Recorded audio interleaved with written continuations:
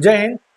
आज 14 अप्रैल है और आज ही के दिन हमारे देश में एक महान जननायक ने इस तारीख को जन्म लिया था, जिनका नाम है डॉक्टर भीमराव अंबेडकर, जिनका पूरा नाम है भीमराव रामजी अंबेडकर। ठीक है, आप लोग जिनको BR अंबेडकर के नाम से जानते हैं, ठीक है, इनका पूरा नाम है भीमराव रामजी अंबेडकर। इनका जन्म 14 अप्रैल 1891 को 14 अप्रैल 1891 को मध्य प्रदेश के महू में हुआ था। मध्य प्रदेश के महू में हुआ था। उस समय तत्कालीन जो है ब्रिटिश शासन था वहाँ पे, ठीक है, तो उसे हम लोग मध्य प्रांत के नाम से जानते थे। तो तत्कालीन समय में वो मध्य प्रांत था, लेकिन वर्तमान समय में ये MP में है, जिसे हम लोग मध्य प्रदेश और महू जिले में हुआ था इनका जन्म। ठीक है, 14 अप्रैल 1891 को जब इन्होंने अपने धरती पर जन्म लिया तो इन्होंने अपनी किस्मत में ये लिखवा के लाया कि हम एक दिन किसी देश के संविधान के निर्माणकर्ता बनेंगे।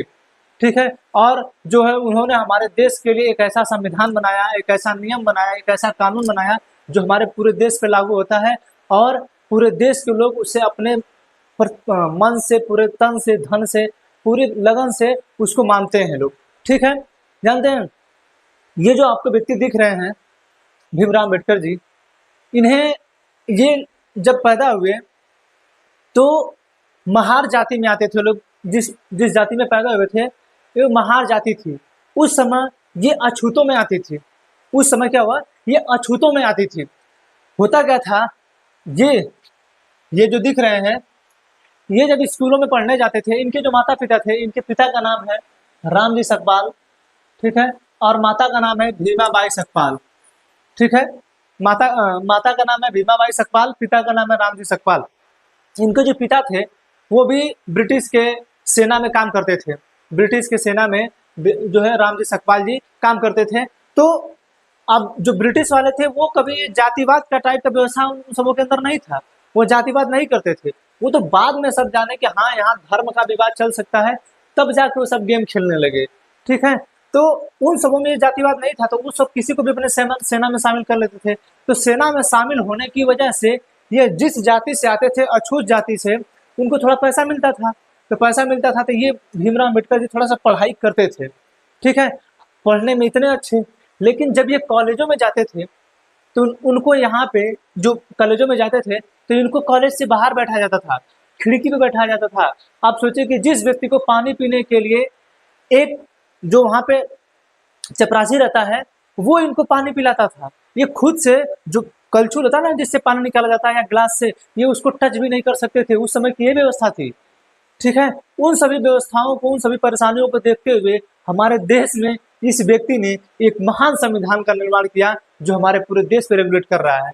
ये परिवर्तन, ये पर देखिए, इनको जो है, जो हमारे देश के संविधान निर्मात्री रहे भीमराव अम्बेडकर जी, ये जो इनको जो है अब्राहम लिंकन से जोड़ा जाता है कि नहीं, ये अब्राहम लिंकन के जैसे हैं।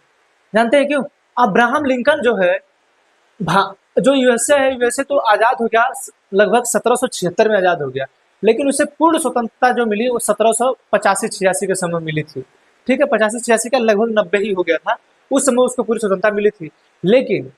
लेकिन वहां पे दास प्रथा वहां पे रही गई।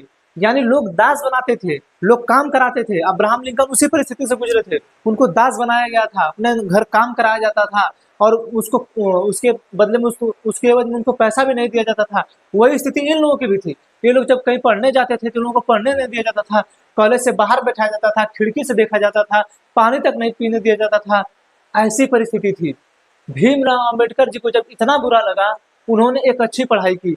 तभी इन्होंने बोला है ना कि शिक्षा शेरनी का वह दूध है जो पिएगा वह दहाड़ेगा। शिक्षा शेरनी का वह दूध है जो पिएगा वह दहाड़ेगा। हमारे देश की इतनी बुरी परिस्थिति को देखते हुए, इतने जातिवाद को देखते हुए, इतने छुआछूत वाली बीमारी को देखते हुए, उन्होंने ये प्रण लिया कि हम जो है आने वाले समय में इस चीज को जरूर परिवर्तित करेंगे, और उन्होंने ये कर दिखाया। ठीक है, ये जो है जिनको पढ़ने नहीं दिया गया, ये कोलंबिया यूनिवर्सिटी में जाके पढ़े। इनके पास किसकी डिग्री नहीं है, ये इकोनॉमिस्ट नहीं है, इनके पास PhD है, लॉयर नहीं है, क्या नहीं है ये। ठीक है, बहुत से इनके पास जो है डिग्रियां हैं। ठीक, इतना पढ़े, जिनको पढ़ने नहीं दिया गया वो इतना पढ़े इतना पढ़े इतना पढ़े कि हमारे देश का एक संविधान बना दिए। ठीक है, समझ आ रहा है चीज। तो ये जो है भीमराव अंबेडकर जी हैं, इनका जन्म 14 अप्रैल को हुआ था। जब ये पैदा हुए तो उस समय हमारे देश में कुरीतियों का सिस्टम चल रहा था। 1891 में समझे कि ब्रिटिश शासन ही चल रहा था। तो ब्रिटिश शासन चल रहा था तो इनको भी लग रहा था कि कहीं ना कहीं हमें कुछ ना कुछ परिवर्तन, जैसे आप जब भी 15-16 साल के हो जाएंगे तो आपके अंदर एक भावना ऐसी आ जाती है, जब कुछ बुरा लगता है आपको तो आप सोचते हैं कहीं ना कहीं मुझसे उसमें परिवर्तन कर दें। ठीक है, कहीं ना कहीं उसमें परिवर्तन कर दे। तो इनके अंदर भी ऐसी भावना आती थी कि ये ऐसी कुरीतियां क्यों चल रही हैं कि अगर कोई दलित व्यक्ति जा रहा है, कोई दलित व्यक्ति जा रहा है तो उसके जो है पीछे अगर किसी पंडित जी के घर के सामने से गुजर गया तो उसके पीछे जो एक ठो कपड़ा लटका दी कि वो जाएगा तो पूरा रोड साफ होते जाएगा। ठीक है, इन सभी परिस्थितियों, इन सभी चीजों को देखते हुए इन्होंने ऐसा प्रण लिया था। हमारे देश में जो संविधान बना है उसके आर्टिकल 32 को इन्होंने क्या कहा है, आर्टिकल 32 को इन्होंने आत्मा कहा है।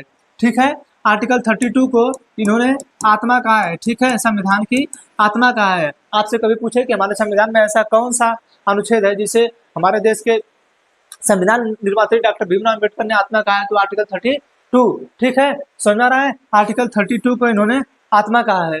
ठीक, समझ रहा है चीज। देखिए यही जो संविधान है, इसी संविधान को उन्होंने बनाया है। ठीक, अब इसमें लिखा क्या है, ये हमारे देश की संविधान की प्रस्तावना है, जिसे हम लोग संविधान का सार कहते हैं। सार का मतलब सारांश।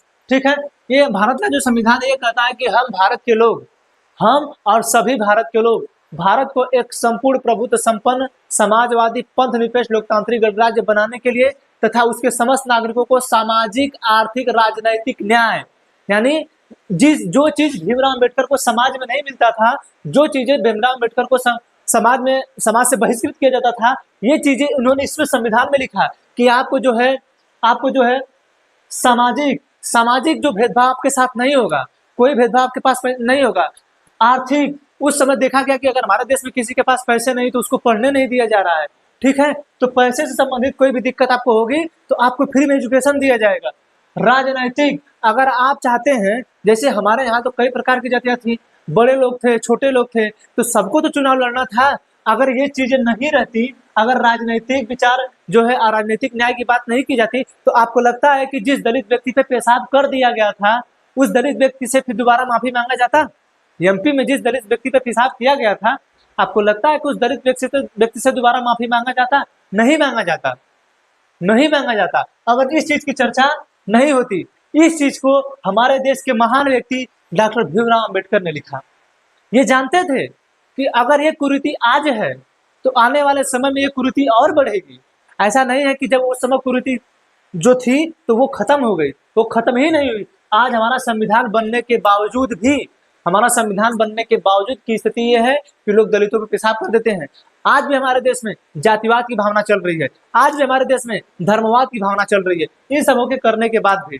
ठीक है, फिर इसमें कहा गया कि आपको विचार, अभिव्यक्ति, विश्वास, धर्म और उपासना की स्वतंत्रता रहेगी। यानी अगर आप चाहते हैं कि आपका जो संसद हमने बनाया है, अगर आप अपना कोई विचार और अभिव्यक्त करना चाहते हैं, अपना कोई वक्तव्य रखना चाहते हैं, तो आप अपने विचार के माध्यम से रख सकते हैं। आपके अंदर विश्वास बनाए रखना है, आप अपने अंदर विश्वास बनाए रखिए, अपने देश के प्रति विश्वास बनाए रखिए। ठीक है, आप जो है पूरा अपने जो संविधान में उसमें विश्वास बनाए रखिए। ठीक, फिर धर्म, आपको आपका धर्म मानने का अधिकार दिया गया, आप जो है उपासना करिए। ठीक है, आपको जो मतलब धर्म से संबंधित जो भी चीजें करनी है आप करिए उसको। ये स्वतंत्रता देता है हमारा संविधान, जिसको किसने बनाया? इस व्यक्ति ने उसे बनाया। क्यों बनाया? जिस चीजों से आपको सताया जाता है, अगर आप लाइफ में उससे परेशान हैं तो आप जो है उन सभी चीजों में परिवर्तन करना चाहेंगे, तो इन्हें लगा कि हमें भी परिवर्तन करना चाहिए, तो इन्होंने उसमें परिवर्तन किया है। ठीक है, समझ रहा है चीज। तो भीमराव अम्बेडकर जो है, इनका जन्म कब हुआ? 14 अप्रैल 1891 को हुआ। 6 दिसंबर 1956 को इस महान व्यक्ति की मृत्यु हो गई, जिसे हम लोग महापरिनिर्वाण के रूप में मनाते हैं। 6 दिसंबर 1956 को इनकी मृत्यु हो गई, जिसे हम लोग महापरिनिर्वाण के रूप में मनाते हैं। इनकी जो पत्नी थी, पहली पत्नी रमाबाई अम्बेडकर, इनकी पहली जो पत्नी थी रमाबाई अम्बेडकर, 1906 में इनकी शादी हुई थी। 1935 में वो एक्सपायर कर गए। ठीक है, फिर उन्होंने दूसरी शादी की। ठीक है, 1948 में 1948 में इन्होंने दूसरी शादी की। दूसरी शादी करने वाली जो महिला संगीता अम्बेडकर थी, इनकी मृत्यु हुई है 2003 में। 2003 में मृत्यु हुई है। डॉक्टर भीमराव अम्बेडकर जो हैं, ये अपने माता पिता की 14वीं संतान थे। 14वीं संतान एवं अंतिम संतान, 14वीं एवं अंतिम संतान, ठीक है। 14वीं, आप सोचिए हमारे देश में चल रहा है हम दो हमारे दो, इसी की वजह से हमारे देश में कोई महापुरुष पैदा नहीं हो रहा है। जान रहे हैं क्यों? भीमराव अम्बेडकर अपने माता पिता के 14वें, महात्मा गांधी वही हैं, वो भी तीन चार लोग वो भी हैं। महाभारत में 5 पांडव वही हैं। रामायण में लोग 3 भाई, वो 3-4 भाई, ठीक है, वो लोग सोचिए 4 भाई वो लोग। जितने भी लोग महान बन रहे हैं, जितने भी लोग महान बन रहे हैं, सभी लोग 4 हैं। हाँ, हम लोग 2 पे अटके हुए हैं, इसीलिए हमारे देश में कोई महान पुरुष नहीं बन रहा है, ठीक है। आज 2019 में लोकसभा 2024 में लोकसभा का चुनाव हुआ। लोकसभा का चुनाव हो रहा है 2024 में। आप सोचिए कि कैसे हो रहा है, किस व्यक्ति की वजह से? इस व्यक्ति की वजह से 2024 में लोकसभा का चुनाव हो रहा है। यानी 1951-52 से जो चुनाव हुआ था 2024 तक चल रहा है, उसमें किसका योगदान है? इस महान व्यक्ति का योगदान है, ठीक है। हमारे देश के प्रथम विधि मंत्री रहे हैं, प्रथम विधि मंत्री रहे हैं, ठीक है। प्रथम विधि मंत्री रहे हैं, यानी विधि एवं न्याय मंत्री पहला यही रहे हैं। अगर आपसे कभी पूछे कि हमारे देश के प्रथम विधि मंत्री कौन रहे हैं, तो ये रहे हैं, ठीक है। मुंबई से राज्यसभा सांसद भी रहे हैं, ठीक है। मुंबई से राज्यसभा सांसद भी रहे हैं, ठीक है। तो आज इन्हीं की जो है जन्मदिन है, ठीक है, जिसे हम लोग जयंती के रूप में मनाते हैं, ठीक है। समझा रहा है। इन्होंने हमारे देश का संविधान निर्मित किया, ठीक है। इन्होंने क्या किया? संविधान निर्मित किया, ठीक। 32 आर्टिकल 32 को इन्होंने आत्मा कहा था, ठीक है। आर्टिकल 32 को आत्मा इसलिए कहा था कि जो है मूल अधिकारों का मूल अधिकार कहे जाने वाला मूल अधिकार आर्टिकल 32 है, ठीक है। मूल अधिकारों का मूल अधिकार कहा जाने वाला मूल अधिकार आर्टिकल 32 है। समझ में आया ये चीज?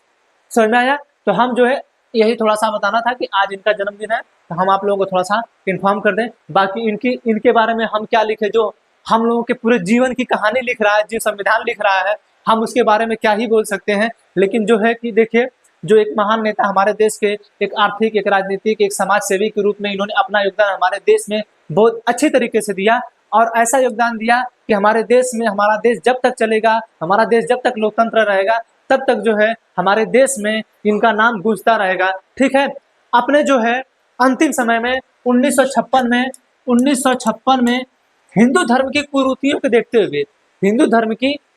को देखते हुए इन्होंने बौद्ध धर्म को अपना लिया। इन्होंने क्या किया? बौद्ध धर्म को अपना लिया, ठीक है। उसी वजह से जो दलित जाति के लोग आते हैं, जो इनकी समाज के लोग आते हैं, ठीक है, वो लोग जो है महात्मा बुद्ध को मानते हैं, ठीक है। वो लोग जो है डॉक्टर भीमराव अंबेडकर को भगवान मानते हैं। आप सोचिए कि जिस व्यक्ति ने पूरे देश के लिए नियम बनाया, उसे कोई भगवान नहीं मान रहा है, कोई, सब लोग नहीं मान रहे हैं जो उनकी जाति के हैं। आप सोच लीजिए कि संविधान सबके लिए बना है, सब लोग संविधान से संबंधित है, सब लोग संविधान पे काम कर रहे हैं, लेकिन लोग नहीं मानते हैं।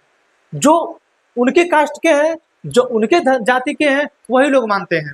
समझना रहा है चीज? तो इन्होंने हमारे देश में एक कुरीति मिटाई, जो समानता का अधिकार इन्होंने हमें दिया। आर्टिकल 14 दिया, आर्टिकल 15 दिया कि धर्म, मूल, वंश, जाति, लिंग के आधार पे आपसे किसी प्रकार से भेदभाव नहीं किया जाएगा। आर्टिकल 16 इन्होंने दिया कि नौकरी में सबको समान मिलेगा आरक्षण, चाहे प्रावधान में सबको नौकरी में समान नियोजन रहेगा। इन्होंने अस्पृश्यता का अंत दिया। इन्होंने कहा कि जो छुआछूत वाली चीजें चल रही हैं वो नहीं चलना चाहिए। इन्होंने आर्टिकल 18 दिया, उपाधियों का अंत दिया कि अगर किसी को ये लग रहा है कि नहीं हमें भारत रत्न मिला, तो हम अपने नाम के पहले ये लगा के लिख लें कि फलाने भारत रत्न फलाने सिंह, ऐसे आप नहीं लगा सकते। इन्होंने ये चीजें दिया। आर्टिकल 19 इन्होंने दिया कि आप स्वतंत्र हैं, 6 प्रकार की स्वतंत्रता आपको दी जाती है, ठीक है। इस तरीके से पता नहीं कितने अधिकार दिया गया इन लोगों के द्वारा, ठीक है। समझा रहा है चीज? इन लोगों के द्वारा हम लोगों को इतना अधिकार दिया गया, ठीक है। हम देखिए, हम बोल दिए आपसे कि हम तो इनके बारे में ज्यादा बोल नहीं पाएंगे। बोलने का मतलब है कि ये हम क्या बताएं इनके बारे में। ये इतने महान व्यक्ति हैं हमारे देश के, जिन्होंने हमारे देश का संविधान लिखा, ठीक है।